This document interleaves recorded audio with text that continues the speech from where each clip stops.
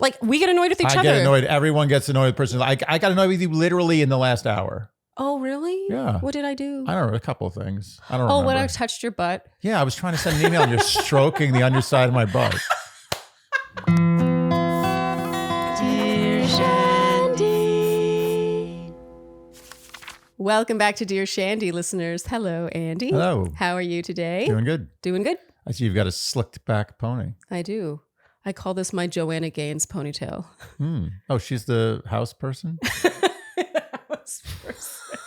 I gotta say, there are a few people I think I would fangirl over meeting IRL, but Joanna Gaines is one of them. You know, I think that's in our top 10 love fests. 100% chip on Joanna Gaines. I mean, I do love me some Fixer Upper. Yeah. I think I've seen every episode. And yeah, Joanna Gaines does a center part side ponytail. And today my hair was a little dirty and it was straight. And I was like, Joanna Gaines, you're there for me. I love it. Wow. She's getting a lot of airtime. You think she's watching? No. What are the odds? It's like very 50 unlikely. to 1? 20 to 1? Joanna 100 Gaines, to 1? the problem is they got too big. They're too famous now. Like they have their own network, everything. That's what happens. Yeah, but don't really famous people sometimes watch littler things? Actually, we've talked about this before, I think, in another Q&A where we were talking about another person I would fangirl to meet, and that was Blake Lively. And another Dream Love Fest, Blake Lively and Ryan Reynolds. And we were discussing whether or not famous people would ever consume the content or befriend less famous people. It's actually a fascinating discussion. It really is. I find fame so interesting. Sorry, we're already off topic, but we got started watching this show, The Influencer. It's there's like a social currency, right? And I feel like in Hollywood, that must have been around for decades now. I mean, I think now we all see it amongst ourselves with social media, but you know, Hollywood's had that forever. And I was telling you about how when I've gone to influencer events in the past, which I go to far less frequently now because I've totally just I've decided Instagram is not for me. But when I would go, and this is one of the things I hated about that industry, is I would go and people of similar followings would all kind of congregate together. So if someone had 1 million followers, like the other 1 million follower or like close to 1 million, or maybe 2, I think a 2 million would talk to a 1 million, but a 2 million follower person is not going to talk to me at one of these events. Isn't that weird? You know what the difference is though? What? They're Instagram famous. If they were famous, the famous person wouldn't care how many Instagram followers they had. They would just hang out with whoever they want. Maybe it's because they were famous for talent and for some other reason, not just famous for the sake of fame. They're just like, let me find the most interesting person in the room. Oh, so maybe I'm not giving Hollywood enough credit. No, I think Hollywood deserves more credit. Instagram deserves less. Okay. Very interesting. A topic for another discussion. Yes. But right now we need to get to Q&A. And first... Oh, yes. Okay. Thank you for remembering. We are just reminding you about, we're going to rename Shandy's Privates. We're going to rename it Shandy Off the Record. We actually should give credit to a Shandy who came up with this name, but I really like it. Shandy Off the Record. Yeah, Shandy Off the Record. Yeah, because... I mean, I prefer Shandy's Privates, but I think it's not like really a laughing matter, so maybe I agree. It doesn't suit the tone. Yeah. Not to suggest that they're not fun, but basically, if you've ever wanted the Shandy take, you want our opinion, you want our advice on something, and this is, of course, is not meant to substitute mental health counseling or anything like that. We're not therapists, but if you just need an outside party's opinion, maybe you're too close to the matter, maybe you can't see the forest for the trees. There's a lot of expressions for this. Then we now have Shandy Off the Record sessions where you can chat with us. It's just like a caller episode if you've ever seen those, except it will never be aired. It will never see the light of day. It's for you and you alone. Yes. Because of course you could submit your question for maybe a caller episode or a Q&A, but there's no guarantees it's chosen. And, you know, some people just don't want any of their story out in the world. Yeah, understandable. Yeah, totally understandable. So if you're interested in that, please email us at dearshandy@gmail.com and Gabby will get back to you. We also have a little blurb about it in the description. Okay, Q&A day, shall we? Bring on the cues. A whole new world. A whole new world. That's where we'll be. That's where we'll be. A wondrous place. A thrilling place. chase. A wondrous place. For you and me. Didn't hit it. All right. This first question is from Anonymous. Dear Shandy, I, 29 female, dated S, 29 male in 2016. It was a passionate and fun relationship, but the whole thing fell apart after a year. The breakup was painful, but no one really did anything wrong. We were just young and not the right fit. I saw him around town the years following, and we would occasionally catch up if we ran into each other. Now to present day. I moved to a new city with my current boyfriend about 9 months ago. I heard from a friend that S is going to school just outside the city. I confirmed this by going to his social media account. I don't have one. I was just being creepy. And also saw that he has a beautiful girlfriend. I think I'm telling you the latter to justify asking my question, which is, would it be a mistake to reach out and ask if he wants to grab coffee? I'm super happy in my relationship, and he seems to be in a happy one too. I just want more friends.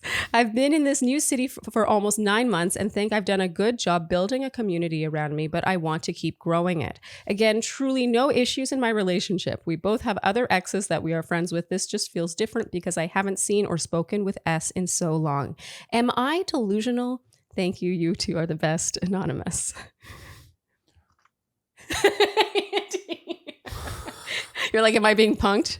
Yeah, what's the problem here? Okay, you're like, is this a serious question? Yeah, why did you pick this question? I picked this question because I always start with a certain flavor of question, Andy. I like to get our juices flowing.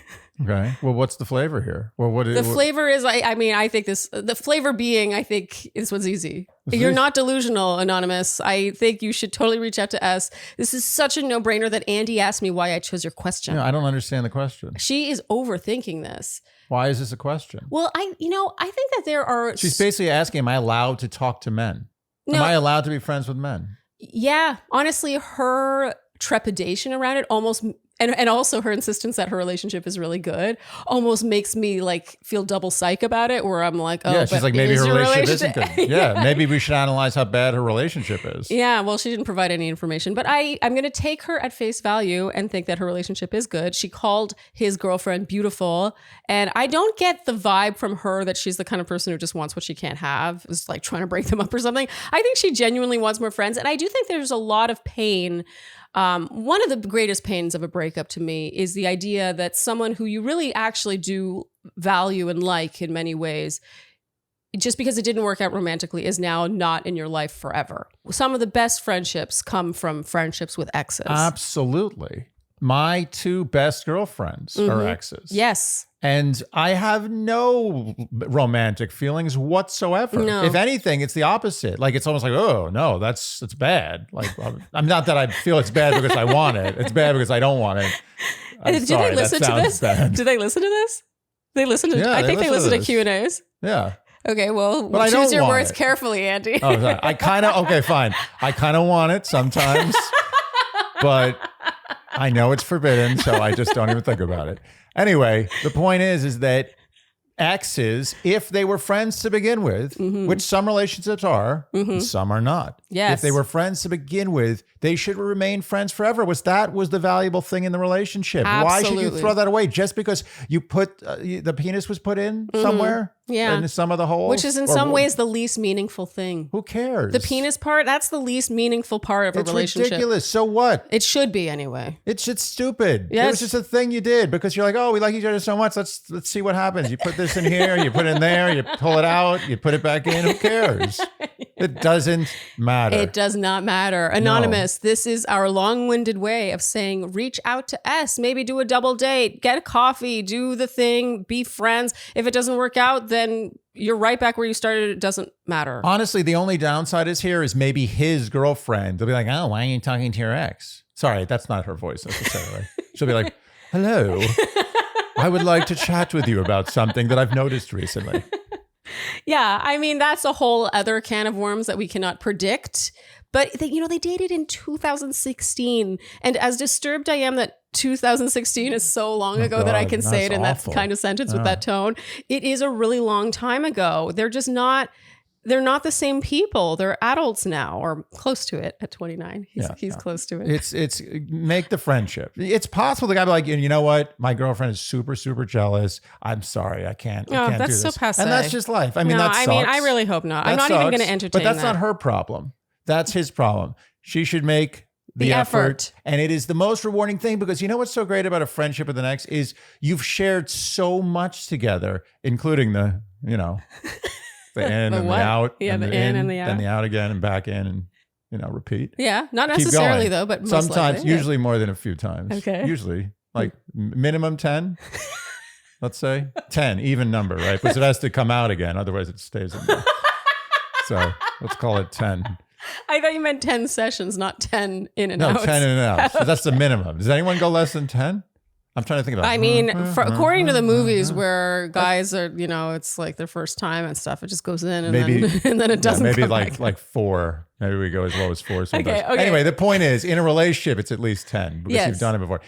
So I think that is a very valuable place to be, because all the stuff you've shared emotionally and you've gone through hardship and highs and lows. Oh, that's so valuable. It adds to the friendship. Yes. You just strip out the romance Yes. and gets rid of all the complicated, messy, weird stuff. It's the best of both worlds. I agree. If you can get it, you can get it. But only if... Nice work if you can get it. And you can get it if you try. Nice. It's a good classic. I'm a little singy today. Standard, right? I think so. Pretty much a standard. Yes. What is a standard? I don't know. What is a standard? That's true. Can you imagine writing a song and everyone's like, oh, that's a standard? You're like, sweet. Yeah. Does it ever get officially called a standard, or is it just a sort of colloquial? I think it's, I don't know. I should know this maybe. I don't know. Okay, go on. Anyway. Forget I broke into song. Yeah, I don't even know what I was talking about anymore. Oh, okay. Well, Anonymous, be friends with us. Yeah. Okay, we can move on. All right. This next question is from Bad Friend. Dear Shandy. Makes it easy for us. First of all, I want to thank you for being such a comfort in my life over the last few tumultuous years. I came for the recaps and stayed for the sage advice. Oh, thank you, Bad Friend. Here we are again, another wedding question, she says. I, 29 female, am struggling with whether to attend my friend, 32 female, P's wedding at a very large financial loss. P and I are friends from college and were roommates for a year in New York City. We've stayed close since, and P asked me... Can I just interrupt for a second? Yeah. Right away, the answer. You get the tone, because even if it was a very expensive undertaking to go to someone's wedding, you wouldn't categorize it as a large financial loss. You immediately understand what this relationship is. Well, yeah, but also, you have to take into account someone's financial situation. Like, but even if it was, you could want to celebrate someone, but money is still money. It's going to cost you money. Sometimes. Even if I was living on $2 a day and my best friend invited me to a $10,000 wedding, I still wouldn't call it a financial loss. I would be like, I don't think I can go to this wedding. I just don't have the funds. Like I'm just saying. Yeah, no, I mean, a lot of information has been given there. Yeah, that's my opinion. I mean, I agree about the friendship. Okay, just want to make it clear. Not the actual cost. I don't know what that is. We've stayed close since, and P asked me to be a bridesmaid in her wedding late last year, to which I agreed. Shortly after, my life took a turn. I was spectacularly dumped. I couldn't find work, and I had to take 2 loans from my parents. I tried for weeks to figure out how I could afford to be a bridesmaid, but eventually I made the right decision for myself and backed out with the promise to be at the wedding and to help and be there for P in any way I can, i.e. make favors, tie bouquets, anything. During that conversation, P said that she didn't want to be worried about someone else's finances on her big day, and that I should think twice before I agreed to be in any future weddings since I can't afford it. Future weddings? How many times is this woman getting divorced? What is she talking about? I think she means, she's saying if another bride asks you to be a bridesmaid and you can't afford it, you shouldn't say yes. Wow, that is heavy. That's both harsh. Aggressive and passive aggressive. It kind of took my breath away. I kind of can't believe she said this. I brushed it off, but I was really hurt by this. Unfortunately, comments like these are pretty typical. My end of the world breakup was met with an ill-disguised "I told you so." P told me once that she struggles with empathy, and I've always chalked these behaviors up to her personal traumas. Fast forward, I am about to start a new big girl job in a smaller southern city. This is a huge step forward, but I'm still starting from a deficit in addition to my moving costs. I am now beginning to regret my promise to attend P's wedding. She's getting married at a mid-Atlantic venue where the closest hotels and airports are over an hour away. We also didn't run in the same circles, so splitting costs with someone will be tough to maneuver.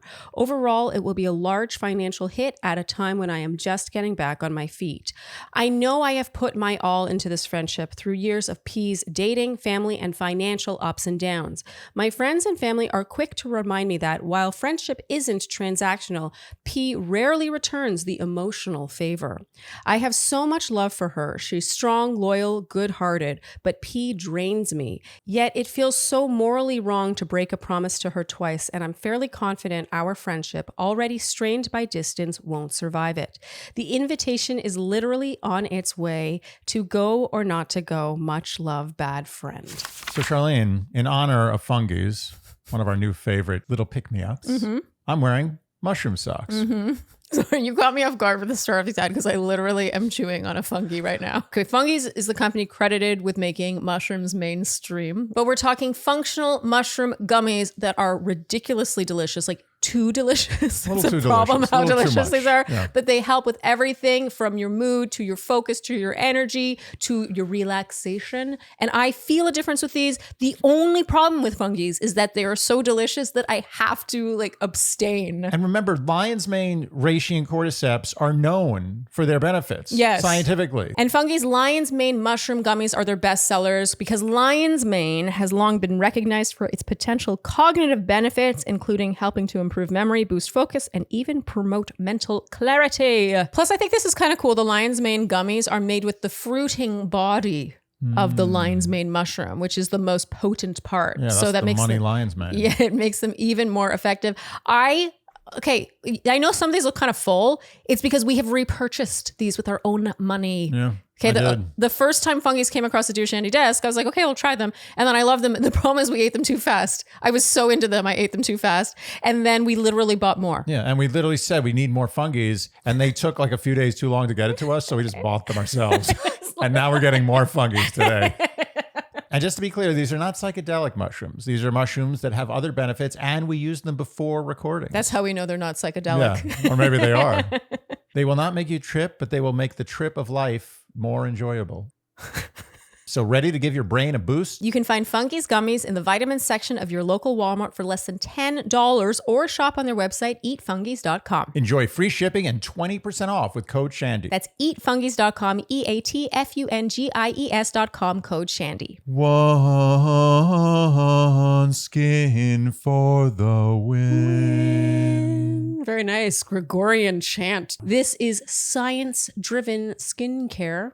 And I have been using OneSkin like since the last quarter of 2023, and I have been loving this product. And I have been using OneSkin for about 4 months. And my eyes, my under eyes, thank it. So OneSkin is science-driven skincare. So science-driven is OneSkin, the company, that it was founded by women scientists. I just love that it's women. Oh, them women scientists, eh? I just like to mention that it's women founded. I think that's super cool. And they developed the OS1 peptide, which plays a very cool role in your skin. Basically, we all have senescent cells in our skin, and those have been nicknamed zombie cells. They cause wrinkles, fine lines, sagging, and they also tend to infect the cells around them. And what the OS1 peptide does, which is, by the way, the hero ingredient in OneSkin, is it targets and combats those zombie cells, those senescent cells. So by reducing the number of senescent cells in your skin, you are reversing your skin's biological age. What do zombies do? They infect other living people and make them zombies. And then those zombies infect other people. And then the whole planet is zombies. Yes. What does the whole planet of zombies do? I don't know. What happens when what's the end game for zombies? I don't know. What happens when everyone's a zombie? I don't think that they're looking ahead that much. Just like I don't think senescent cells are. Oh. like Nice turnaround. Also, I want to mention this because it matters to me. I don't like it when a company is like, oh, you have to totally overhaul all of your skincare and only use us in order for it to work. I find I can really use OneSkin in conjunction with my existing skincare regimen very seamlessly. Yes, I do the same thing. Mm-hmm. It's great. So OneSkin is more than skincare. It's about skin longevity, targeting the root causes of aging so you can look and feel your best at every age. Get started today with 15% off using code Shandy at oneskin.co. That's 15% off at oneskin.co using code Shandy. After your purchase, they'll ask where you heard about them. Support Dear Shandy and tell them we sent you. It's time to expect more from your skincare routine. Invest in the health of your skin with OneSkin. To go or not to go, much love, bad friend. So what's interesting here is I think the bad friend is probably her friend. That's my feeling. Yeah, and there is definitely, I don't think there's a super healthy dynamic with P. Was my intuition. Your intuition I'm was not right. getting it. I told you so. I'm just saying that you don't categorize a wedding cost as that phrase unless you have issues with the person. Yeah. I say don't go. I mean, that's my obviously. instinct. How could anyone listen to this question and be like, yes, put yourself further in debt to go to the wedding of a friend who would say something like that to you? This is a no-brainer. Yeah. And I also want bad friend, well, actually not bad friend, the friend of bad friend. We'll just call her friend, because I think I do want to touch on something in a bit. Like, I don't know if, like, I think she seems like a good friend emotionally, but we'll touch on something in a bit. But go on. Putting things into the universe, saying things that aren't true. Her?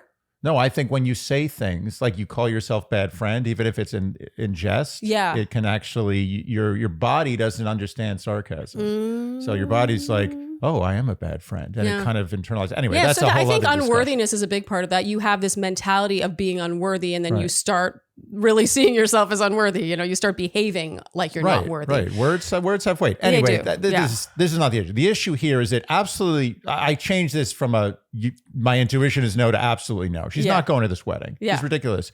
And I think a simple exercise can be done here. Ooh, just an exercise. This is an exercise. Ooh. I do this all the time, by the way. Really? Not with just friend things, with all sorts of stuff. Okay.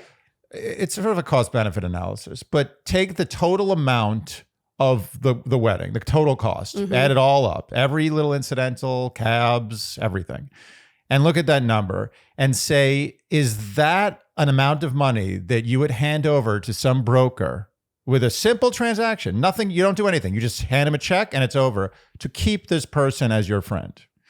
And if it's not that amount, then forget about it. Forget the wedding. Okay.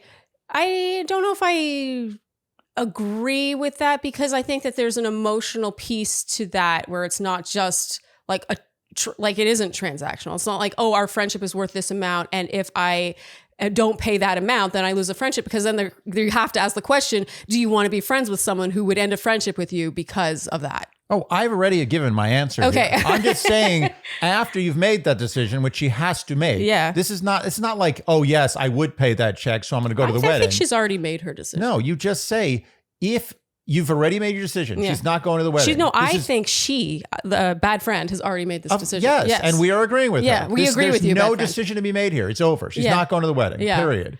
But what I'm saying is, just to ease your conscience, imagine if you took all that money and gave it to someone and they're like, I now will make your friendship fine as if this never happened. Yeah. Is that a transaction that you'd feel very good about? Yeah. And if you feel really good about it. Who could feel good about that though? Who wants that to have to, who wants to have to pay that for that to be good? I know, but what I'm doing is it's a meta exercise. I'm trying to explain to her how stupid this is. Okay. Can I go? Because I have two thoughts. But you're making a very good point. Very good point, Andy. Yes. Okay. So thanks. So the first thing I want to touch on is she talks about two promises. She would be breaking a second promise to this friend. I don't think you should categorize agreeing to be someone's bridesmaid and agreeing to go to their wedding as the same level of promise. And even to call those promises like a promise, to me the word promise holds a higher weight than like RSVPing yes to go to someone's wedding. Yeah.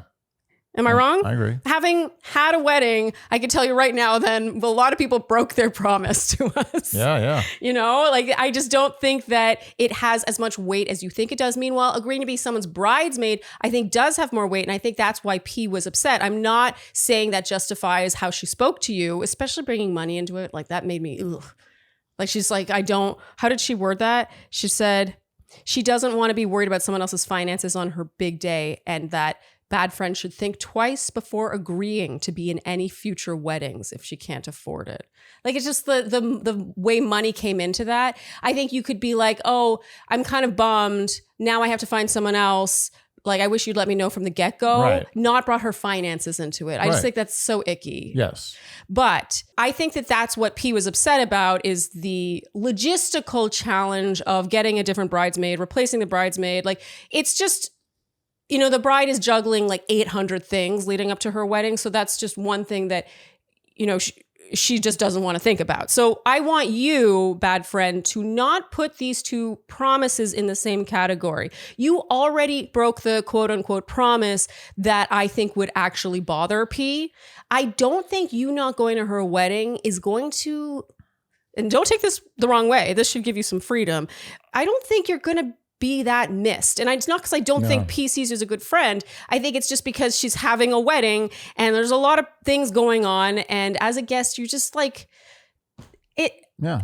You should take that for the get out of jail free card that it is. Yeah. Like, don't take it personally. It just is. And honestly, she might get her cake and eat it too, because she might not go to this wedding and her friends doesn't care and they kind of stay shitty friends.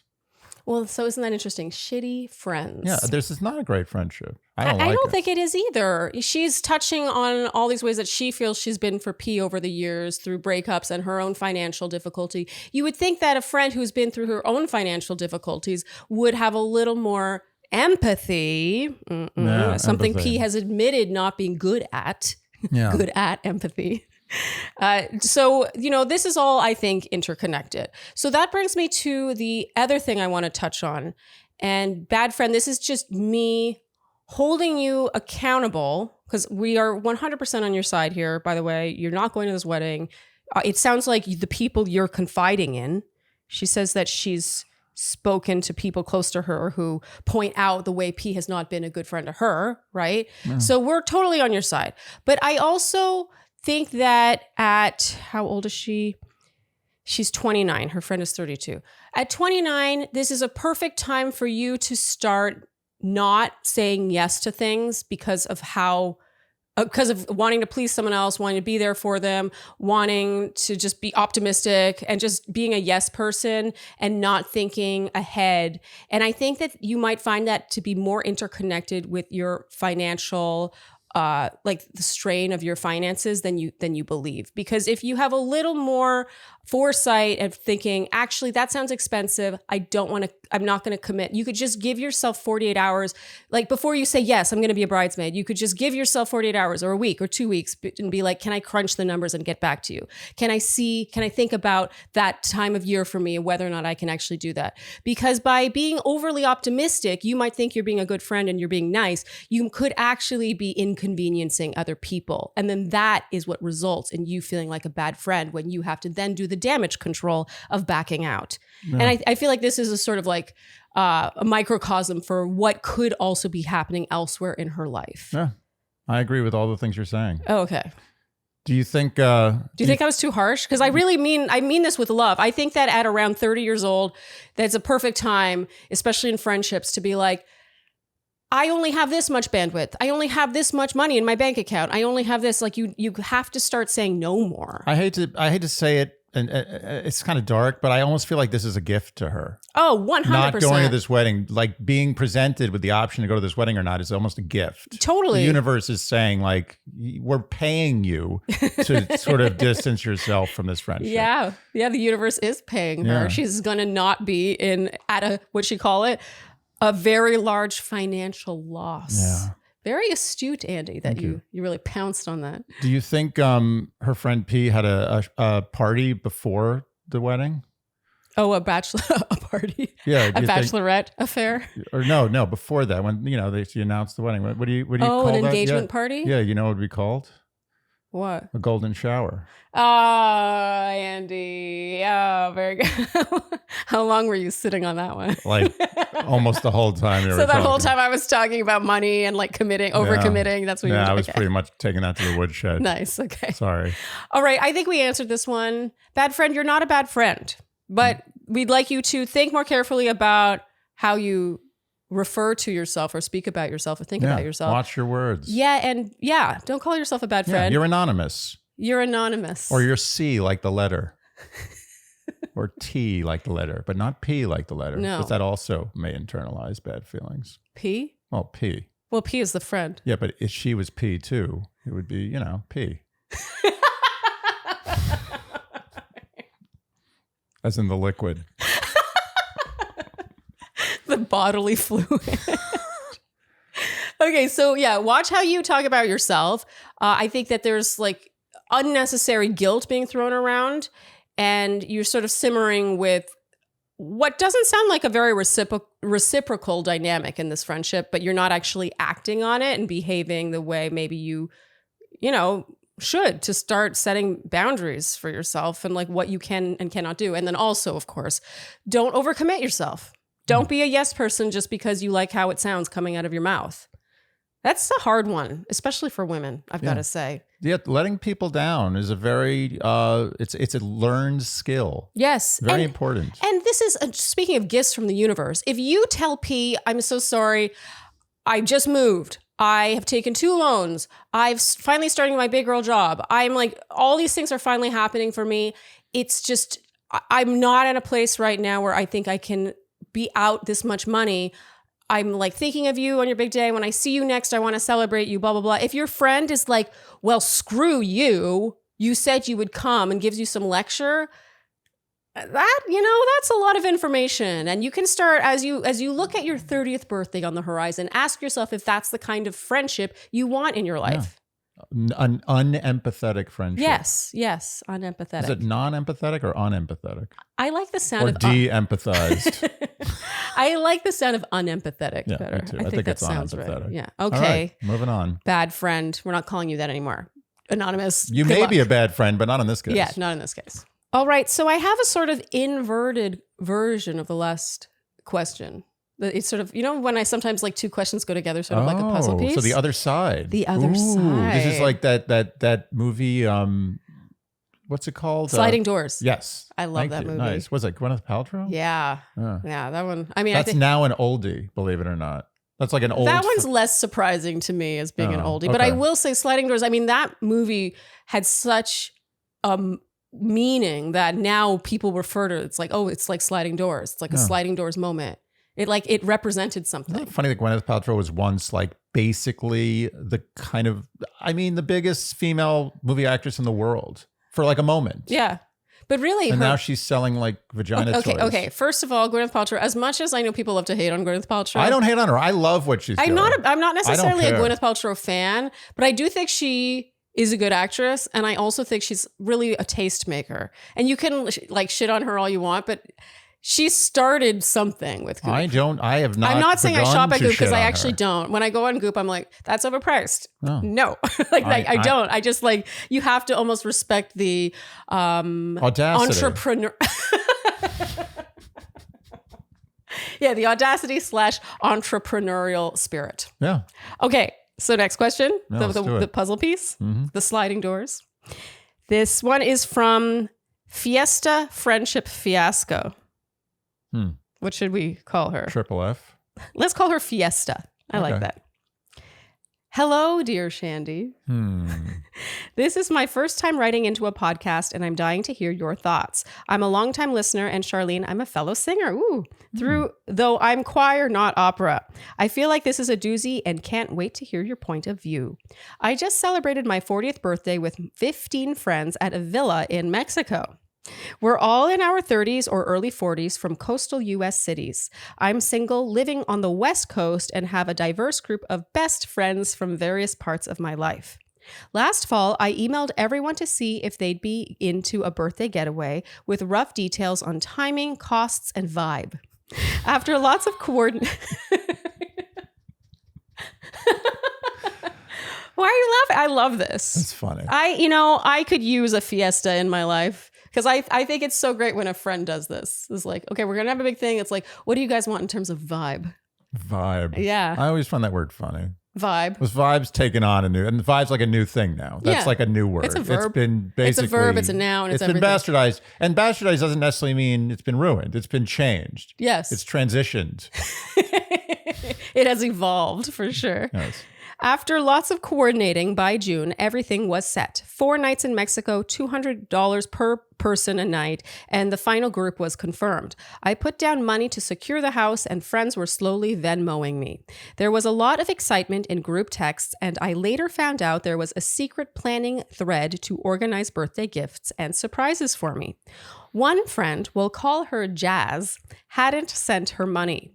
We've known each other for 15 years. We live in different cities and don't speak often, but when we do, it's always deep and meaningful. She's one of my few friends who's still single like me. Jazz confirmed she was coming several times, including in person when she stayed with me in June.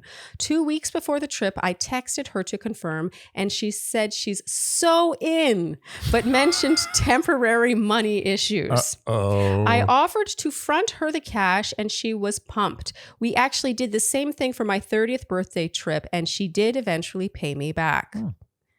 Eventually. Eventually, yeah. Was there interest involved there? Yeah. When I arrived in Mexico, I texted Jazz to confirm her arrival the next day.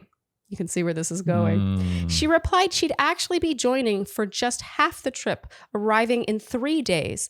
I said, great, see you soon. But on the day she was supposed to arrive, she texted me that she was having anxiety and wouldn't be coming. She said she loved me, wished me a happy birthday, said she wanted to pay her share, and Venmo'd me $350, though she owed $800. I also found out she hadn't participated in any birthday planning with the other friends. I'm now left covering $450 for my own birthday party. She treated it like drinks at a local bar, not an international trip I'd been planning for myself for a year. I still haven't responded to her. What should I say? What is the right way to handle this? Yours, Fiesta Friendship Fiasco. Oh, man. Her friends really seems like a handful, first of all. But that aside, this is a tough one. My gut says this she deserves punishment. Oh, my gut says Jazz. that. Jazz. But my head disagrees slightly. Okay. It's more nuanced. Okay. It really depends on what this woman's psychological situation is and what her logistical situation is. Maybe something really terrible happened. Maybe she's going through a really difficult time and she needs sympathy. And maybe she's really broke and this is all she could afford. And I don't know. I mean, you got to give a lot of weight to her situation for this to be something that I don't get upset about. Yeah. But if there isn't weight, which you don't know, this is the problem with this question. Yeah. She doesn't know the weight of her situation. Yeah. I'm going to guess the weight isn't as heavy as it should be. You mean like the weight of her having anxiety and not coming? Maybe her mother just died, or maybe she just got a diagnosis for a horrible health condition. I don't know what happened. But honestly, I don't think she did. I 100% believe in anxiety. I have anxiety. Like I totally think that that's a totally valid reason to cancel on someone. But something about the way, like just weeks before, she's like, yeah, I'm so in. Like she confirmed, and then suddenly bails. I don't know if it was anxiety. I think she was lying. I think she maybe didn't plan and then saw the prices of flights had spiked or something, and she was like, oh, screw this. This is what I think. If she paid nothing, she's like, oh, I'm stressed out, I don't want to do this, and paid nothing, this is warfare. Yeah. The fact that she paid $350, it's so close to where I'm like, it's like right on the fence. It's like, okay, it's not nothing. It's not nothing. And for a lot of people, that's a lot of money. Yes. And so it's something. She's not going to be there, so she's not going to enjoy any of it. So she is actually just losing $350. Yeah. So it is something of a sacrifice. I think what should happen here is this should be a major strike. And not a strike that she's called out for, interestingly. I actually don't think there's a conversation here. I think this is, you put it in your book of strikes, and it's a big one. It takes up the whole page. That's a $450 strike. You hold the pen like this. $450, that's like she's bought her dinner 4 to 5 times without, like, after having been told that Jazz would be buying dinner. Yeah, she just basically took her out to an unbelievable, like two Michelin star restaurant. Yes, and was like, oh yeah, here, just but Jazz was supposed to pay. Exactly. She's like, oh, I forgot my credit card. Yeah, like, oh, yeah, I'll get you sometime. Yeah, but this is one of those situations where, unfortunately, I think she made it just to the fence, just to the point where she doesn't get a talking to. I don't think there's a talking to here. I think this is a major, put it in your book, your little black book of strikes, and don't forget about it. But that's it. Put her on watch. She is on watch, this woman. And also find out what was going on when you get back from that trip. Not now, because you just focus on the trip, have fun, forget about this. This is just, you got hit. You took a hit. Yeah. It's life. You get hits in life. But when you get back from this trip, you meet with her and you sit down, you have your coffee and you say, so what happened? Talk to me about it. And not in a way like, you son of a bitch. Like, tell me what's going on. Yeah, is there something like I was wrong? really excited to see you. I'm worried you told about me X number of days before the trip that you were coming.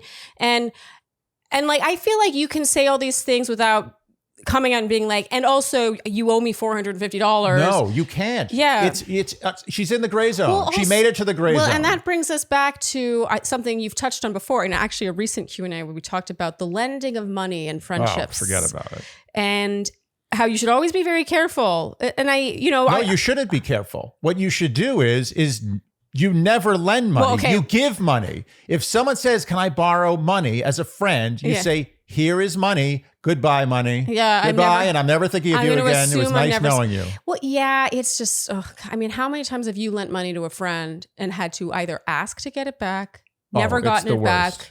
It's so awkward. It's the worst. I just give. I give. You it's got to borrow friendship $50. ruining. In my $50. case, it's been friendship ruining just because even if the amount, even if the amount wasn't like bankrupting, if it happened multiple times and I had to go through that excruciating awkwardness of mentioning it and bringing it up, or in my case, towards the end, I just didn't bring it up because I realized what a pattern it was. That made me see the friend differently, the friendship differently. It made me feel like I was being used. You know what? My policy now as an adult, as a full-blown adult. Are you full? Yeah, it's really for a while now. But when someone asks me for money, to lend the money, I know the people who were 100% would die before they didn't give me that money back within a week. Yes. And I know the people where I'm like, not so sure. And those people, I do not give money to. Yeah. Period. Yeah. Yeah. Okay. Not that they've all asked. I'm acting like all my friends have asked for money. Yeah, no. They haven't. I'm just saying, like, if they did and it was substantial, like, let's be clear. If it's $20, obviously, but if it's substantial, I'm going to say, for the friendship, for our friendship, I am not going to do this because I don't want to give you the option of making our friendship messed up. Because if you don't pay me back and if I have to ask you for that money, our friendship's going to be tarnished. Yeah. This is one of those cases in which I could not agree more with your answer, to the point where I don't know if I have much to add. I think that she should have a conversation that maybe isn't necessarily, bitch, no, you skipped out on my birthday. What's going on? Like, I think that you could give Jazz the benefit of the doubt and be like, what happened? Like, we were really excited to see you, and, your room was booked and we were excited to celebrate with you, blah, blah, blah. And I think that it doesn't have to come from like this ulterior motive, passive aggressive place. I don't even mean that. Like, maybe Jazz really is going through something, but I have to point out that there's a vibe I'm getting from Jazz that feels very much like this is her. Yeah. This is the way she is. That's why I'm saying I feel like Jazz is a handful. Yeah, I'm you giving did say her a handful. big benefit of the doubt. Yeah. Because it's one of those things. You know what this is? This is when someone calls into work and says, I can't come into work today because my mother died. Mm-hmm. And it's a lie. Like, what are you going to call them out and be like, I don't know. Your mother seems pretty healthy. It's a little suspect. You can't. You're snookered. You're cornered. You cannot call them out. They just have that. That's a free pass. If you want to be a dick and use that excuse, first of all, you can only do that once. And even once is pretty risky. That happened to me once where I was actually singing. Yeah. It was with Vancouver. Do you remember this? Yeah. Where my grandmother actually did die. In California, my Chinese Chinese used grandmother. that as an excuse, but it wasn't an excuse. You had to go to the funeral. No, wanted to, had to. Her funeral was in California, which is actually not a long flight from Vancouver, and I was going to miss 1 or 2 rehearsals. And the director acted like I was lying. Unbelievable. And can you imagine? Well, and in an opera gig, like, the director's your boss. Yeah. Like, he's. Yeah, you can't. But I, as an adult, like this has just never happened to me. Like, cause I'm not the type of person to drop an excuse like that if it's not true. Cause I really believe in karma. And I'm just like, no, it's huge karma. Yeah. I mean, I was giving an extreme example. Almost no one does that. That's crazy. No, but there are people who do that. It's crazy, but some people do it. Yeah. I just don't, I don't want to be the kind of person who's like, my grandmother died when she didn't die. And then you feel you're always like, oh, maybe I put a curse on her. Yes, totally. But anyway, my point here is that she pulled in that genre of excuse where it's like, you can't question her. You're like, well, what's the stress? What's the anxiety? What's going on? I need to know to make sure it weighs as much as $450. Yeah. You can't do that. You just have to say, okay, fine, you have it, but I'm going to ask you what's going on. And if what's going on with you is not enough for me to equal $450, then that strike becomes a demerit. And that demerit may become a reassessing the friendship. Yeah. Yeah. I think that there are probably a lot of factors at play. I think that chaos follows jazz. Yes. We saw it with Fiesta's 30th birthday party. She did eventually, the word eventually, pay her back. With eventually, a lot of weight to that word. Yeah, I don't know, something about the use of that word. It was so like slightly very passive aggressive. Very passive. Combined with the fact that I get the vibe from Fiesta that she's not hurting financially. And I think that people this is just a vibe. I'm not saying that it's an excuse. I think that when you're a person like Jazz, who it sounds like she does struggle financially, there's a lot of chaos in her life. Chaos. And often when you have chaos in your life, it's connected to other things. And I think it's possible that Jazz looks at Fiesta and is like, oh, well, Fiesta has lots of money. I don't, here's $350. Like, she can take it. This is a lot for me. It's nothing for you. She can take it. Yeah, she can take this hit. And I kind of have a problem with that. I do too. Yeah, someone else's money is not your money. You know what? As a matter of fact, sometimes there's a particular friend I have who is extremely rich, like so rich that it's like I can't even comprehend the amount of money he has. Yeah. And we often go to dinner, like a little group of us. And we will not, it's split. It's split. Yeah. There will never Everyone be like, puts oh, well, you're so much richer than us. Obviously, you're paying. And he'll sometimes like he'll offer, like he'll do things like he'll buy us an extra round of drinks or something. Yeah. But he knows too. Yeah. He knows that if that imbalance is abused, then it tarnishes the friendship. It colors the friendship. And we don't want that. We're all friends. We're friends from high school and we're all paying evenly because that's where we started and that's where we'll end. Yes. And if you want to be nice and go treat us to something after dinner that you're like, oh no, this is on me. We're like, okay, fine. Thanks. You're a good guy. But that's it. And in these situations, you got to be very careful about that. Yes. Just because someone has more money than you doesn't mean you can stiff them. Yeah. Well, now we're giving advice to Jazz and not Fiesta. Yeah. This is all sorts of advice. But you know what? Jazz is a pain in the ass. Let's be honest. I mean, she really does sound like a pain in the ass. And here's the thing, like when I said it's like the inverted version of the previous question, I want bad friend from the previous question. I don't want you to think that you're the Jazz in this situation because you sound much more conscientious and considerate and all the things. But the piece that I think could be a thread between the two of them is that chaos, that element of chaos, of agreeing to things when you're not actually sure that you're going. Yeah. It sounds like Jazz never had her flights booked, frankly. You know what? You know why she called her Jazz? I think Fiesta called her Jazz for a reason, maybe subconsciously, because you never know what's coming next with her. Jazz, very good, Andy. And you don't really want to watch it. You kind of want to just listen to it in the background. No, I like this. We differ on Jazz. I love Jazz. I like listening. I don't need to watch Jazz. I find it becomes a little boring. Boring. I like to listen. I love listening to jazz as like a mood music, a vibe. But I do not need to travel to a place, sit down for 2 hours and watch jazz. I just don't. It's my thing. But I think that jazz it's not like a sit down, like everyone be quiet in the room performance. Oh no, sometimes it is. Yeah, if you go to like a bar, that's different. A jazz club, speaking. A jazz club is different when you're like all talking and drinking and hanging out, and there's jazz playing in the background. I don't agree. I don't agree. Like I just as a musician, I think that like the musicianship of jazz is just awe-inspiring. It's amazing, but I personally, like after a while, if I'm sitting an hour in a jazz concert where everyone's quiet, it's just like a real concert, I start to get a little fidgety. I will admit that if I could only listen to one genre of music for the rest of my life, it would not be jazz, even though I would want to listen to jazz once in a while. I would not be like, okay, that forever. Because you need to eventually hang your coat on a hook. Yeah. I think that actually, if I think about it, you might be driven more crazy by jazz than by look at country. the people who've written jazz. Most of them have led crazy. I don't want to group them as crazy, but a lot of them have been very tortured. Yeah. Well, I think that there is the level of torturedness that someone tends to correlate with their talent. Greater art. Yeah. With great torture comes great art. Yeah. Trademark. Okay, have we answered this one? I feel like this is sort of a mess. 100% answered. Yeah. It's 100% answered. Okay, Fiesta.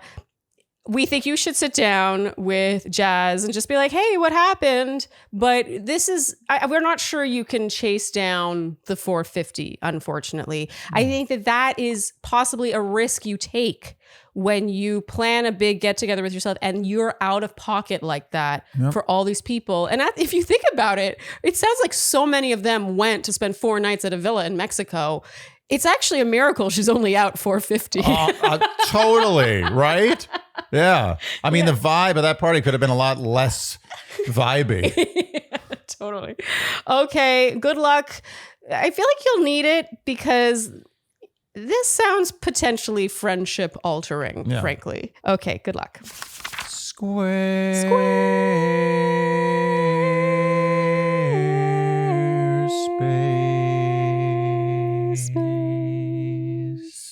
Oh, I liked that one, Andy. I like nice. Squarespace jingles. Well, we're just singing about the name, because the name is wonderful. The name has done so many nice things for us. When I think of the name, I don't need to add words. You're right. I just think of songs. I would say that building a website on Squarespace is akin to creating music. What is in your mind gets to become a thing. You're the conductor. Yes. You're the architect. You're the head chef. Yes. How cool is that? It's great. Because Squarespace is your destination for building a beautiful, and I really mean beautiful, website with little to no design experience, because Squarespace understands. They fill in the blanks. Where you're overwhelmed, they're like, we got you. We got you in the form of beautiful templates. Even if you're not sure what template to use, we'll help you narrow it down. And then from there, you can plug and play your information, your text for your website, graphics, your photography. And then from there, you can add in all these different features. So let's say you want to sell product, you want it to be an e-commerce site. They have that feature. In fact, we've been working on that because of merch. And let me tell you, it was so much easier to set up than I possibly could have imagined. This is my first time doing e-commerce with Squarespace, and I was impressed. I'm always impressed with Squarespace. Also, their customer service. When I have an issue with something, I start a little chat ticket and I talk to an actual human being. It's the best customer service. They stand alone in customer service. You don't get service like that anymore. So head to squarespace.com for a free trial. And when you're ready to launch, go to squarespace.com/Shandy to get 10% off your first purchase of a website or domain. Again, that's squarespace.com for a free trial. And when you're ready to launch, go to squarespace.com/Shandy for 10% off your first purchase of a website or domain. Rocket money. Money saved is sweeter than honey. That really worked. It is sweeter than honey to save money. We've said before that saving money is in many ways as good as making money. As Paul Newman once said, money won is twice as sweet as money earned. And I believe money saved is 3 times as sweet as money earned, which makes it 1.5 times as sweet as money won. What you do need in your corner, though, is a little help. You need a teammate. You need Rocket Money to help you identify the ways in which you are bleeding money. You're spending money that should be saved, frankly. And if you were really on top of it, you wouldn't be spending it. But the thing is, we're overwhelmed. Our credit card statements are long, and there could be a little payment in there happening every single month. And trust me, that company wants you to forget. You probably signed up for a trial once. You were like, oh, yeah, sure, it's free. Okay. Yeah, why not? You were young, crazy. Yes. And then a month later, they started just quietly charging you. They never sent you an email. They're just like ticking away the money out of your account. You know what it's like? It's like a parasite that lives on your skin. Doesn't kill you, but keeps eating your skin a little bit. It's exactly the same. It's exactly the same as that, except with your bank account. So Rocket Money is the finance app and website that helps you not only identify, but cancel those unwanted subscriptions. And I think 75% of us or more have subscriptions we have either forgotten about or are not using. And on top of this is your favorite feature, is they monitor your spending. I get emails about large charges. Is this okay? Yes. Andy, we saw this. Is this okay with you? It's having a personal assistant. And then finally, the cherry on top is they help you lower your bills. So you can take a photo of your bill, send it to Rocket Money, and they will negotiate a better rate for you. Rocket Money is the proverbial angel on your shoulder, looking over you. Yes. And the devil is you. Oh, the laziness. Yeah. Your laziness, your lack of ability to keep your shit together. So Rocket Money has over 5 million users and has helped save a total of $500 million in canceled subscriptions. Saving members up to $740 a year when using all the app's features. So stop wasting money on things you don't even use. Cancel your unwanted subscriptions today by going to rocketmoney.com/Shandy. That's rocketmoney.com/Shandy, rocketmoney.com/Shandy. All right, this next question is from A. And it's another friendship question. Oh, wow. I love friendship questions. Yeah, me too. We've actually been getting... Mostly friendship questions. Lately, it's been insane how many friendship questions we used to, in the very beginning of this podcast, we didn't get hardly any friendship questions. It was all romantic, like, what's he thinking questions, or should I XYZ questions in a romantic relationship. And I would say like 80% of the questions we've been getting lately are friendship questions. I like friendship questions. Me too. Oh, you've come around. You didn't used to as much. No, I mean, in some ways they're more complicated than romantic questions. Yes. Okay. Well, on that note, Dear Shandy, as a longtime fan of yours, I've wanted to write in for years, but decided to wait until I had a question that could spark an entertaining discussion for the Shandies. Smiley face. I like the way all the serious problems in her life, she's like, no, this is funny. After editing this several times for brevity and clarity, I hope the day has come. Here's my dilemma. I'm 32, single, and live in a suburban city. I recently moved in with a friend I've known for 13 years. Let's call her S. Living together has been going well. We have open communication that allows us to cohabitate peacefully, and we enjoy putting together fun things like hosting bachelorette viewing parties. So what's the problem? She won't stop telling me these lengthy stories about encounters where guys appear to be hitting on her. It bugs me, and I don't know why. I know why. A few things for context. Do you know why? Do you want to... Well, I mean, is there any explanation as to why that's annoying? Okay, why do you think it's annoying before we get to the question? Well, first of all, it's like humble bragging or just outright bragging. Yeah. What's the difference between that and bragging about something else? Yeah. Like where we can't quite confirm is true or not. Yeah. It's actually the lamest form of bragging. Okay, let me read it. Maybe there'll be more color for you to work with, Andy. A few things for context. 1, I've known S since college. Since then, she's met all her boyfriends via dating apps. But after a recent breakup, she vowed to ditch the apps and meet someone in person. This excited me to hear because she's more introverted, and as her more extroverted friend, I love supporting her whenever she tries things outside of her comfort zone. 2, she does not have the best luck with relationships. She gets broken up with often, and the main point of conflict between her and past partners, from what she tells me, is she needs a lot of reassurance that they can't provide. She gets anxious when she doesn't get a text back. She feels uncomfortable if they have friends who are women. Overall, she's been through the ringer when it comes to dating, having been ghosted multiple times, cheated on, and getting burned after keeping 2 different exes around as buddies. 3, while S is a messy dater, she has been there for me as a friend. She has always offered support and admiration for the things I'm passionate about. She'll sit front row at my stand-up comedy shows. Yes, I do comedy in my spare time. She'll tell me how brave I am for having traveled to several continents by myself. She'll commend me for how grounded and sure of myself I appear to be in relationships. I often tell her that this is just a result of getting it wrong in the past and learning. Smiley face. 4, I will say her one weakness as a friend is she can be self-involved. Think about a friend who you decide to catch up with. Then they start the hangout by unloading all their dating, work, and family drama. Then after almost 2 hours have passed, they finally ask, so how have you been? Oh God. We know those people. The horror. I'm sad to say she's done this more than once. 5, going back to her dating life, she's expressed interest in meeting someone in real life for years, but she's also the kind of person who will say, guys never come up and talk to me. Then when a guy does, she'll say, some creepy guy came up to me. Oh my God. It's textbook. I know this person. This person is a person. Yeah. This is a vibe. Yeah, it is a vibe. Yeah. This is a vibe. The friend who's like, guys never come up to me. And then when like, anyone... oh, that guy, did you see that guy hitting on me? Yeah. Gross. Yeah, and he's Like, creepy. Come on. But when often... What is that? Here's what... It's so transparent. Yeah. That's the problem. Yeah. It's not the... Honestly, maybe the guy is creepy. Usually he's not creepy. She's just saying that because it's like a power play. Or he isn't what she wants to be hit on by. Yeah, well, that often happens. It's like he doesn't look... All of the things are bad. Yes. Unless it's actually like a guy with a raincoat and nothing else underneath who just comes up and is like, hey, little girl. Like, if it's that, then fine. Other than that, it's all bad. Which leads me to S's stories that I see. By the way, does that guy even exist? Has there ever been a guy with a raincoat that has nothing underneath? I think that so guy. that's a thing that happened, and then people are like, oh, that's a thing. You shouldn't joke. That exists. Is that a vibe? I think it is a vibe. Okay. Last week, so that which leads me to S's stories that I seem to be bothered by.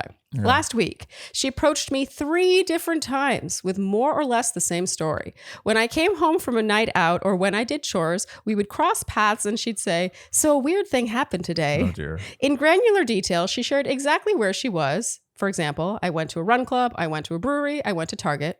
She described what she was doing. For example, I was just jogging, or I was just reading, or I was just minding my own business. I was just pushing my cart.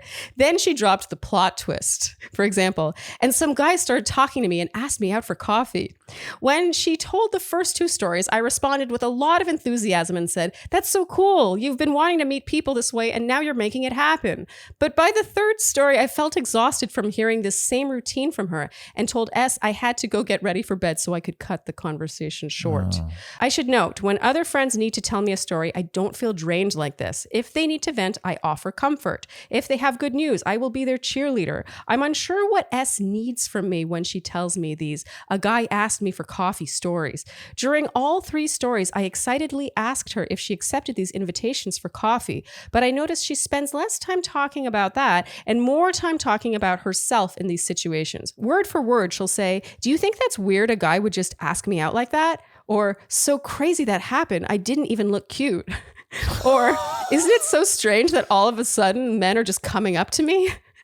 I've tried to ask myself all kinds of questions to understand why I'm irked by this. Could it be that deep down I'm envious that a friend who has often put me on a pedestal is now getting the chance to be admired and pursued? Is it because I find it immature that S complains about not getting asked out, and now that it's falling in her lap, she is still being so ungrateful? Or is it simply because I just find her storytelling style tedious and verbose? Why not all the above? I highly value the Dear Shandy I highly value the Dear Shandy perspective and look forward to hearing your thoughts. Thank you so much. With love, A. Okay. Look, what's happening here is an insecurity sandwich. It's a club sandwich. Yes. It's got layers. It does. There's so much insecurity. And, people in general are turned off. Even insecure people are turned off by transparent insecurity. Yes. It's a turn off. It doesn't feel good. No. There's nothing positive about it. Well, and it also feels false. It feels embarrassing. You're embarrassed for them. You feel annoyed. It's boring. But here's the thing: gross. is just I think plain insecurity is endearing, it's relatable, but when it's false, like it's false confidence right now, or she's like, oh, isn't it so weird? She's projecting insecurity. Yeah. Just being insecure is fine. Everyone's insecure to some degree. But she's projecting something else. She's projecting confidence. She's projecting like a bunch of things that aren't what's so obviously insecurity. But that's what I'm saying, why it's a club sandwich. Yes. It's not just insecurity. It's a triple decker. Yeah. Because it's insecurity layered within confidence, which is basically just more insecurity. Yes. It's annoying. This type, yeah. This is annoying. Yeah, it is There's annoying. no other word to describe this. It's annoying. Yeah. And honestly, like, this is the kind of thing that can tarnish friendships for me personally. Like, because I'm thinking to myself, this person, these are the friendships I'm confused the most about. This one. Yeah. Me personally. And I understand her confusion. They cheer for you. They're there for you. They're nice. Yeah. And she sounds like a supportive friend in many ways. Yeah, supportive and all the things. But then there's just the way they are that's super annoying and drains you, and you don't want to deal with, and you when you see it coming, you're like, oh God, here it comes, and then you're in for it, and you got to sit there and deal with it. And then you got to ask yourself, is this friendship worth like top tier friendship, or do I need to bump this down? Because life is short. And honestly, how many hours of her life is she going to spend cringing at these kind of stories? Oh, wow. I have a different take than you. Okay. Okay. So, but that's okay. Uh-huh. Well, because to me, because her insecurity is so plain, it's so obvious, it's so there. Like it's like I feel sympathy for S. As I guess Yeah, I do too. Like I feel more sympathy than I do irritation. Like I agree that you can like slightly categorize things differently, but in the grand scheme of things, in terms of like someone you're cohabitating with, she's her roommate. It could be a hell of a lot worse. You know, she's got a friend that they plan bachelorette watch groups together. Like they get along really well. She lives with this person. I think it's inevitable that something will happen with your roommate that annoys you. It's just what and how severe is it? And in terms of irritation, this is not severe. I think what makes it annoying is the falseness. It's the fact that she's like, isn't it so weird? Blah, blah, blah. It's like, I mean, we can already tell A is intelligent, right? Yeah. Like I can tell that the fact that she's even like, why am I so annoyed by this? She doesn't spend the email talking about, like, of course she did talk about why S was annoying, but the question's actually more for herself. No, absolutely. It's inward thinking. It's introspective. Yes. It's like, what makes me annoyed by this? Yes. Yeah. Is something wrong with me? Yeah. And I really think that I actually don't think it's the ungrateful, you know, of course it is annoying when someone's like, I want to be hit on in person. And then someone hits on them and they're like, oh, this creepy guy. Like That's annoying. That to me is annoying. Super annoying. Sure. But I actually think at the heart of what annoys A about S is the falseness. Yes. And I think that... But I don't even think you need to break it down. It's obviously false. Yeah, that's what makes it annoying. Totally. But I think that... On top of the fact that no one wants to hear long stories about how people are getting hit on, even if it's someone they want to get hit on. That's kind of a boring topic of conversation. Yeah. Well, I think a good exercise for A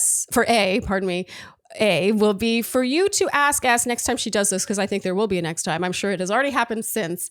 Will be like, well, so why are you calling him creepy if like that's what you want? Is it because he's not your type? Like actually ask S the questions that can make her ask herself why she's speaking about a guy this way. 100% agree. This can get very psychological very fast, but I actually think in some cases that will not be fruitful and it'll be kind of like a waste of time and pointless. But I think in this friendship, it actually might be interesting for S to be asked these questions, because I don't get the impression S asks herself these questions, because you have to be a certain type of person. And by a certain type, I mean not super self-aware to tell the stories that S is telling in the way she's telling them. I mean, I agree. I don't think she's self-aware. I'm sorry. Maybe I was too harsh in my... No, I feel a little bad because I think it's going to be taken the wrong way. Like, I'm not saying she should stop being friends with this person because she tells annoying stories. But I will say... it does take bandwidth. It takes bandwidth. And I'm telling you, life is short. And I'm not saying she should be like, you know what? I think we should be second tier friends from now on. I think she should just be able to put her in a place where she can be like, oh, you know what? I have to go. I can't. Well, that's what she did. No, but like permanently. Like she's on permanent, like I got to go. I have something else to do. Because these stories are just useless. Yeah. But I agree with you. I want to lean more towards you. I think she should bring that up. She's like, tell me why. What's going on here? Yeah. That's it.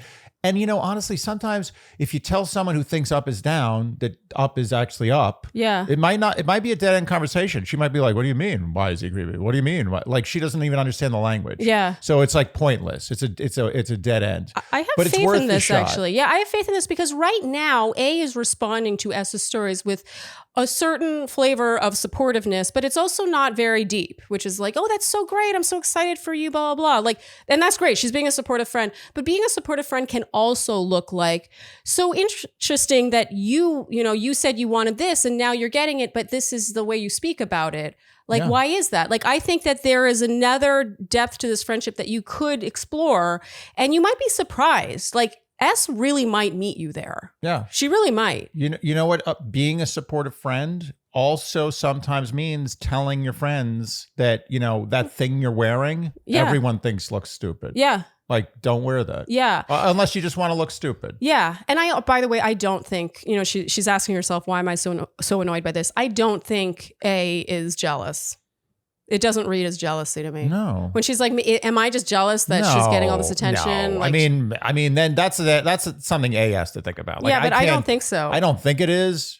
But this is a No, I weird think question to ask Shandy if she's really the root of this, is that she's just jealous of her friend. But she's so like introspective that she's like, am I just jealous? But I will say this, if you have a little bit of an appetite and you have a friend that every time you're hungry and there's no access to food starts telling you all about these delicious meals they've had, you might start to be like, I really am hungry. Like I kind of want some of that food. Yeah. And it's a little annoying. I mean, that could be applied to so many things. It's like when you're in school and you get a C on a test and the person with an A- next to you is like, oh, only an A-, and you're like, screw you. Right. No, but even I think A probably has like a B+ A-, and someone else has an A-. So she's not like, oh, I really want that A-. She's just like, okay, yeah, take it down a notch. We're all good. Yeah. We don't need this. Yeah. I do think that A could mention the, I don't want to say, it's the word ungrateful isn't right, but the hypocrisy in S saying she wants a certain something and now she's receiving that, and then she's like shunning it. She's like dissing it. She's talking shit about it. And also, what about the guys? Yeah. Like, first of all, not all these guys are creepy. I'm No, sorry, they're not. You know what they are? They're bold. They're actually men who actually go up and talk to women, which is a rarity. Well, these assuming days. the stories are true. Oh, that's true. Yeah, these imaginary creeps that are hitting on her. Yeah. I've always had a big issue with friendships. And you know what's so funny? I'm realizing in my mind that I have two key friends I can think of who I'm not really friends with anymore. Actually, I'm just not friends with them. We kind of grew apart, long distance, and then we sort of grew apart. Like I haven't spoken with them in years. But two particular friends who actually aren't friends with each other. It's just been totally separate. But they both did this. Where they would be like, oh my God, this guy, he just like wouldn't leave me alone. He kept asking me out, blah, blah, blah. And he was so creepy. Or he would ask them out, we'd be at a bar and they would like be so rude to him. Like the way they would talk about men was just nasty. And I've always had no tolerance for this because I actually think, look, there are creepy guys. I'm not going to deny that. And you get that feeling. Your skin crawls, you get the heebie-jeebies. But a lot of guys are just trying to shoot their shot. The vast majority are just trying to shoot their shot. And it takes balls, especially now more than ever, when everyone does everything on their phone and they're like, girls are like, why are you talking to me? Who are you? Give them credit. Yeah, I just think that you could go into it with a bit more of an open mind.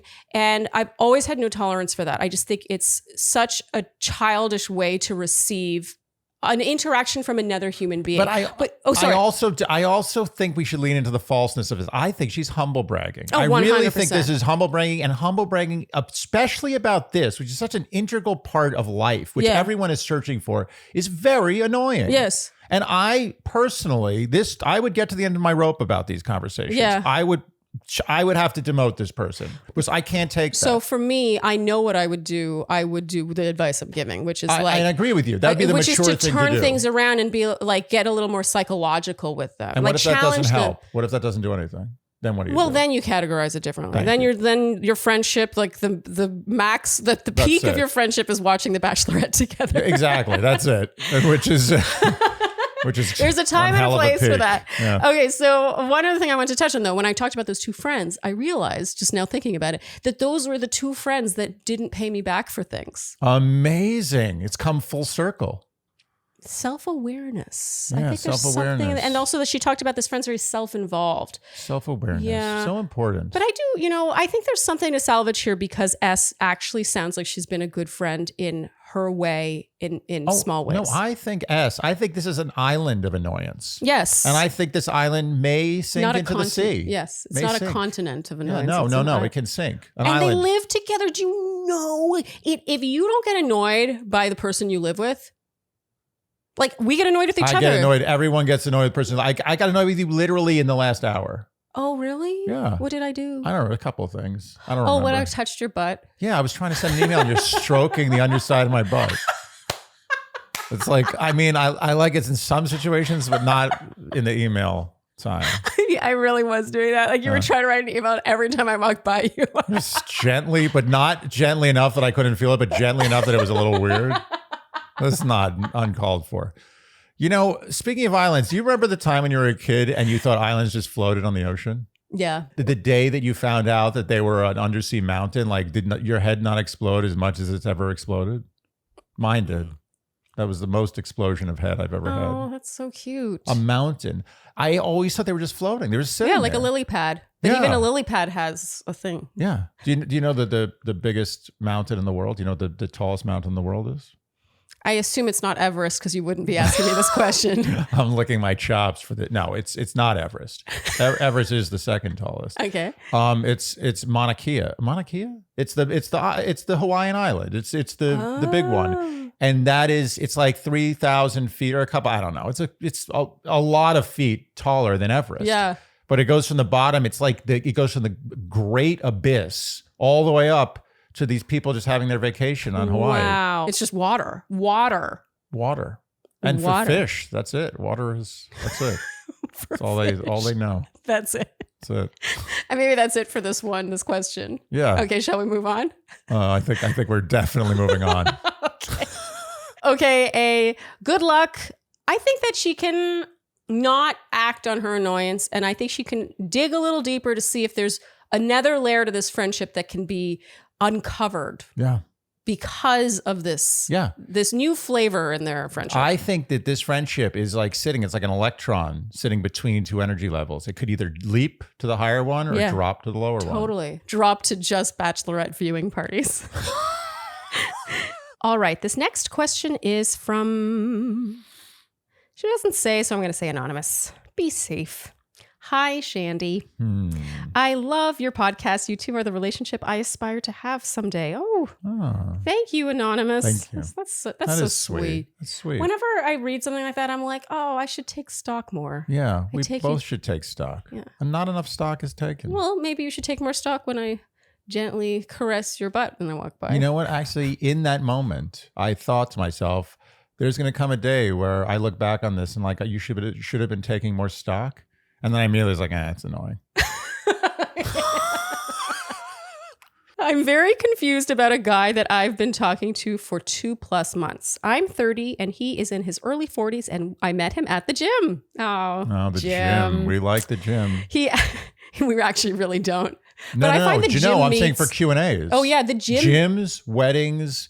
And it's mainly gym. I find the gym one's hilarious. Gym is the best. Yeah. There's never been a gym question you've had that's not good. Yeah. Gym questions are the best. Yeah. I still want to have a gym edition. The gym, you know why? The gym is the strangest place. It really How weird is. Think about if you're an animal, like an animal that is forced to exercise because it's got to run away from prey and get food and do all sorts of stuff. Yeah. And there's a place where your life is so unnatural that you have to go to a room that you pay. You give resources. Like they give a squirrel would give some nuts or something.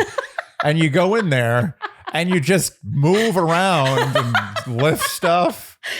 It's like a hamster paying nuts to go then on a run wheel. on a tread. On a wheel. Does a hamster eat nuts? What does a hamster eat? I don't know. Hamsters, I don't know. What is that stuff? I don't know. I always found pebbles. Yeah, I always found that hamsters' food looked like gross. What's the word I'm looking for?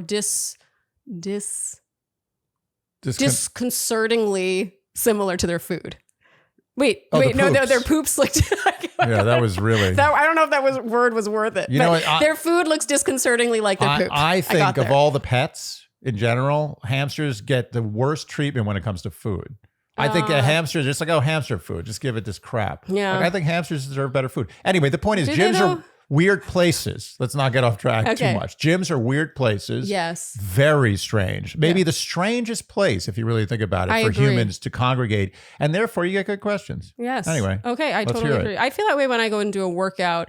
Like everyone avoids eye contact. But they're also staring. Everyone's avoiding eye contact. And when they get a chance, they're staring. It's funny because it's true. So she met this guy at the gym. He actively pursued me at the gym for a few weeks, then asked me on a date. Since then, he would consistently text me, ask to hang out every weekend. Things were going great, and he made me feel special. About a month in, the topic of past relationships was brought up. He told me he had gotten out of a 6-year relationship 9 months ago. He said he still has good days and hard days, but knew it was time to get out and start dating again. I said I appreciated him opening up and can only imagine how hard that would be. I did say it makes me a little nervous because I don't want to be a rebound for him. Things ended well after that conversation, but then after that, he slowly started to pull back with his texting. We hung out the following weekend and he brought up that he's pulled back a bit because he doesn't want me to feel like a rebound. I said I totally understood, but made my intentions clear and said that I'm looking for something serious in the future. So if he doesn't think he can get there or is in a place for that, then I don't want us to waste each other's time. He said he was, but needs to take things slow. I totally understood, and again, the conversation ended well, and I thought it brought us closer together because it showed we could communicate in a mature way. Following that, it's now been a couple of weeks of inconsistent texting and a total shift from him. That's when we had the attached conversation. She attached texts. After I said I wanted to meet up to chat, the last text, it's been radio silence for a week. I've never had a guy that's been so open about where he's at, but then also disappear. Do I just leave it? I'm so confused and don't know what to think. So I'll quickly go over the texts. I'm going to read it because I actually think it's relevant. The tone of the texts. When I read the texts, when I was like, vetting questions. Okay. So she says, sorry for the delay. I think I'm a little confused from the last couple of weeks and am not really sure what to make of it or if I am just misreading things. And she had written him 2 days after he had last written her. And by the way, the text he sent was sort of like, good for you that the trip will be here so soon. It was kind of like a nothing text. In my opinion, it's a text that could have just not been but the text to. you just read previously was her. Yes. Okay. And then he says, don't be sorry at all for taking a few days to reply. I've been a poor communicator these past few weeks, and that's fully on me. I'm sorry. Anonymous, I've been consistent. I'm enjoying when we spend time together. Emotional intimacy is proving slow for me though, as I'm still feeling guarded, which of course is not your problem, but for me to address. Would you like to get together and talk? I'm leaving for Banff tomorrow, but will only be gone a few days. And then she said, thanks for being so honest with everything. Even though the last few weeks have been a bit confusing, I appreciate that we can have open and honest conversations about where we're at. Yes, I'd like to get together to chat. I don't want anything to get misconstrued over text. Plus, it would just be nice to see you. When are you back from Banff? And then he never replied. Yeah. So, okay, first of all, this guy's not interested. Yeah. Second of all, I'm a romantic. Uh-huh. And for better or worse, it is what it is. And I'm not like some crazy romantic. I fall into the romantic category. Yeah. And I feel that if you're in a relationship, and this gets into generic advice. Yeah. If you're in a relationship, it's new. Yeah. And this is in the new phase. Yeah, definitely. Two plus months, she said. Yeah. And you've got some guy or girl or whatever who's just taking forever to get back to you and saying they need time and saying, they like spending time with you, but they need to go slow and all this stuff. And then they don't respond to texts. Just don't waste your time, please. I'm begging you. Uh-huh. It's not happening. Yeah. It doesn't happen when this happens. When this starts happening, it's over. It's no different than trying to put what was the thing I was trying to do the other day? Oh, I was trying to get a fat screw in a small anchor. Ooh. And you know what? As much as I did, in the end, I just literally broke the anchor apart to the point where there was no anchor left. I was just screwing into concrete. And so, I gave it a shot. Yeah. And then I caused more trouble than good. But then I had to drill a whole new hole, get a new anchor. And, the whole thing was a mess. Yeah. The point is. I think there's an expression about that. Square peg into a circle. I didn't want to do that. I don't do standards. Yeah, you're different, Andy. Yeah, I got to be different. I got to be special. But anyway, my point is it's over. So don't even give it a second thought. Just, this is a ghost for the gold. He's already basically ghosting you. Mm-hmm. Just ghost him back. It's over. Move on. And don't ghost with intention. Ghost with the intention of moving on, not with the intention of getting him to come back. He is goodbye. And also, I will say something else about the chick. Unless you're both workout nuts, bringing it back to nuts, gym relationships I find have a very low hit ratio. Wait, bring it back to which nuts? Oh, the hamster. Yeah, the nuts that were used as payment to work out at the gym. Nice. Yeah. Sorry. Yeah, I'm usually better with callbacks than that. It was a squirrel gym. I thought it was a sex thing. No, it was just a nut thing. But anyway, it would usually be a sex thing. It's a good instinct. But the point is that this is Dunzo. over. Yeah.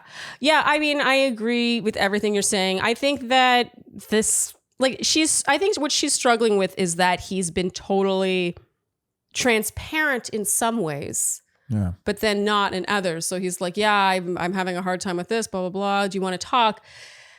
Show, don't tell. Yeah. Do you want to talk? Oh, Do you need to talk? What he's saying is, do you need to talk? Well, and for to me, do you want to talk? Yeah, I'm having a hard time with this. I'm struggling with that. Like all of that is just like, it's the adults and Peanuts. It's like, it's nothing. Until I see meet me at so-and-so coffee shop at X I need day to on talk to Y you. time. We need to talk. I need to see you. Yeah, or not even that. That's still words. I want actions. Yeah. We meet at this cafe at this time or 5 for dinner. o'clock. Yes, 5 in o'clock. the weight room at the gym. The weight room. The weight room. I mean, I guess the whole thing is a weight room. For me, something that really stood out to me on first read of this one, and even more so on second read, is the serious nature of this dynamic.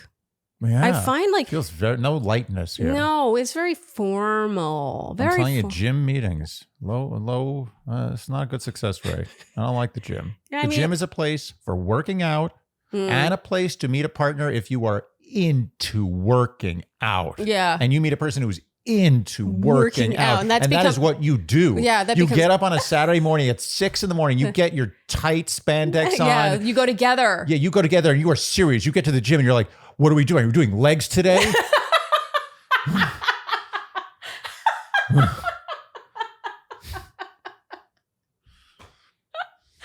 So, okay, I guess this shows I don't I'm one of those people that works out because they have to, not because they want to. But to me, legs day, I don't ever reach a point where it's legs day. It's just every time I work out, I'm just trying to work out everything. Yeah, there's no legs day for me. So that I can go the longest period before I have to do anything. Day. That's sometimes we're doing sometimes the people who work at my gym will come up to me and I'll be doing no weight squats in front of the mirror. I'll be literally doing an 80-year-old man kind of squat. And they'll be like, oh, is it leg day? And I'm like, go yourself.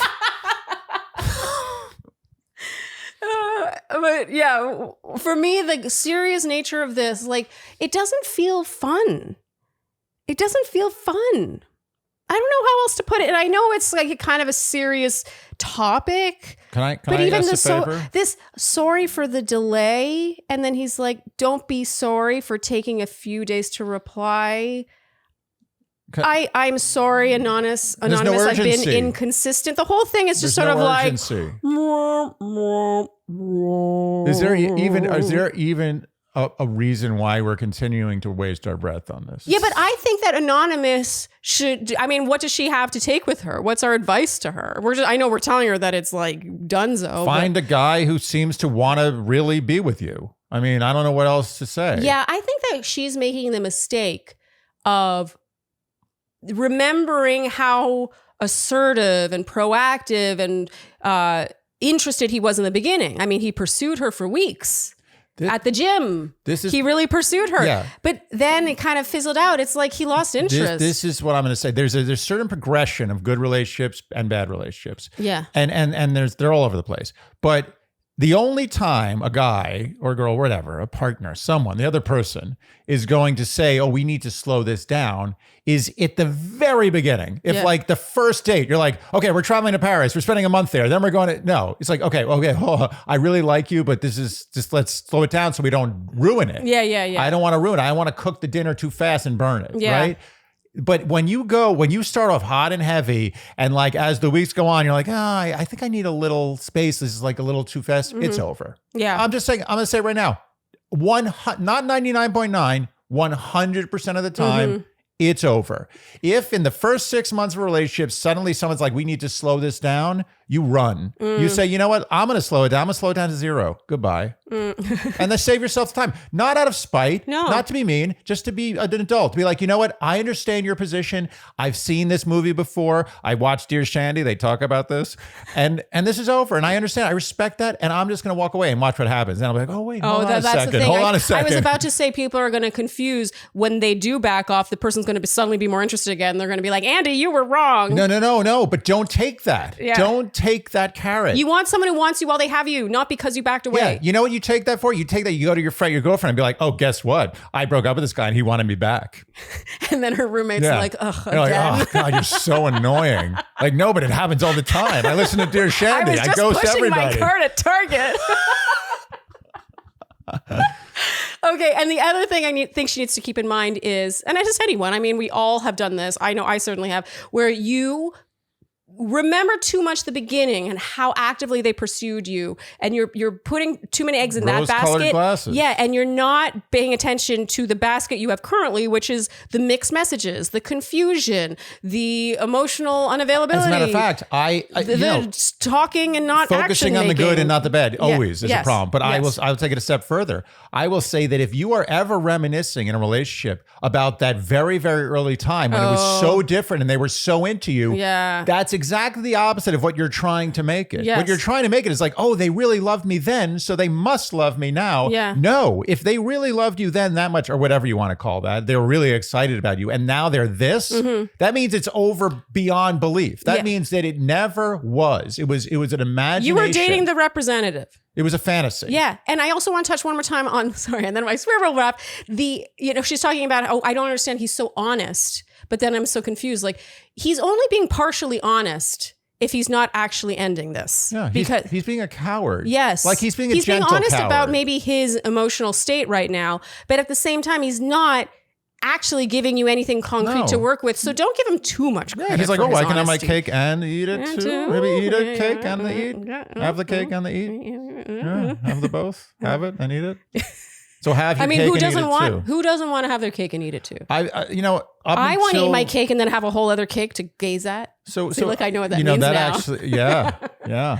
I learned. Yeah, you learned. I did too. I didn't know what it meant either. It made no sense to me for many years. Yes. Well. All right then. I think we just got tired. Yeah. Okay. Well, Anonymous, good luck. I don't think you need. Honestly, I don't know how much you wanted this anyway. No, there's no luck. The luck is in the next relationship. Yeah, I think Forget about this. You just file this away as 2 months of your life. I think that she is more upset about the rejection from someone who so actively pursued her, which is a thing, by the way. That's a real thing. Than she actually is about losing him as a human. Yeah. Or a date or a guy that she and let him go. Let him go to Banff, have a good time, and just get on with his life. Yeah. Who cares? Okay, go have leg days. Yeah. All right. That is a wrap for this Q&A. Before I get to the if you enjoyed what you heard today part, I'm going to remind the Shandies about length. Length of the questions. Length. That's a real thing. Many of you, I have to remind everyone about quarterly, about the length of your questions. This can be and often is the reason a question is not chosen. And so I don't want you to shoot yourselves in the foot and write too long a question. Be very intentional about what details are really relevant and like what question you're asking, because it just makes me sad that people might write a beautifully written long question in and then it just doesn't, it doesn't get chosen. Yeah. And with that, if you enjoyed what you heard today, you know what we will ask of you, and that is to like, subscribe, hit the notification bell, follow us on Instagram and TikTok, leave us Apple and Spotify, podcast ratings and reviews, tell your friends, and generally do all the things you would do to support a podcast you enjoy and that answers your burning questions. And we're trying to get Ruby out, but she's passed out. Oh, okay, Ruby. Hello. Yes. Oh, you all your currying a favor didn't work, Andy. Okay, thanks so much for tuning in, and we'll see you next time on Dear Shandy. Bye-bye.